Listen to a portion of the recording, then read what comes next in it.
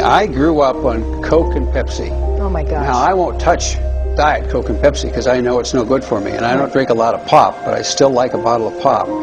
Tell us about whether or not that's pretty good for your health or it's okay for your health, and unfortunately I'm afraid you're going to tell me it's not very good for my health. Well, it's not, but you know, everything in moderation. I'm not here to say don't drink a Coke or a Pepsi or that type of a soft drink. If you have to have one a day, it's not going to kill you. The point is that people don't have one a day. It becomes addictive like a cup of coffee. Absolutely. And so the statistics are that within the first 10 minutes that you drink that Coke, 10 teaspoons of sugar hit your system. Okay, that's why we get that rapid high. That's why people drink Coke or those type of drinks, right? All right, within 20 minutes your blood sugar spikes and your liver responds.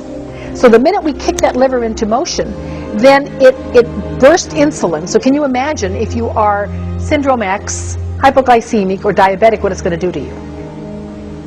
The liver's screaming. It's bursting with insulin coming out. Then within 40 minutes, the caffeine absorption is totally complete. And so your pupils are dilated the same way as if you had taken some kind of an amphetamine. Your blood pressure rises, your pupils are dilated, and your liver dumps more sugar into the bloodstream to try to overcome that. Okay? Then within 45 minutes, your body increases dopamine production. And the dopamine production stimulates the pleasure centers of your brain, so people feel good, right? They get that natural high. But it's a physically identical response in the body to heroin. Okay. So not only are we going to be, that's why we have such an increase in diabetics, because we're so addicted to these soft drinks that have such a high sugar content.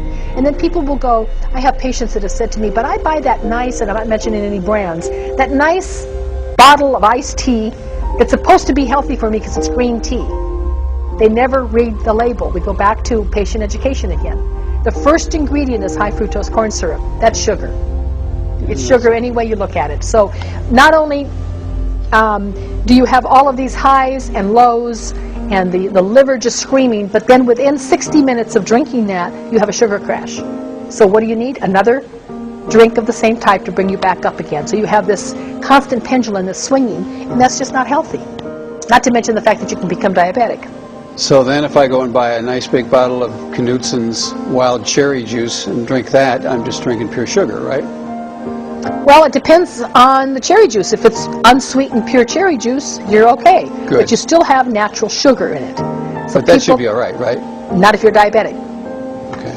If you're diabetic, you have to watch your sugar level. So whether it's a piece of fruit, which has natural sugar, or whether it's artificial sugar, it's still sugar to the pancreas.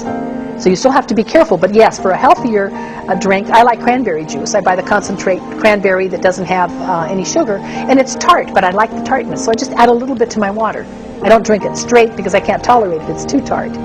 But you can do many of those things like that with the flavors that you like with the natural, unsweetened, pure concentrate. And great alternatives to Absolutely. Coke or Pepsi or other kind of cola or soda drink. Or make a lemonade or an iced tea that's healthy and use a natural sweetener.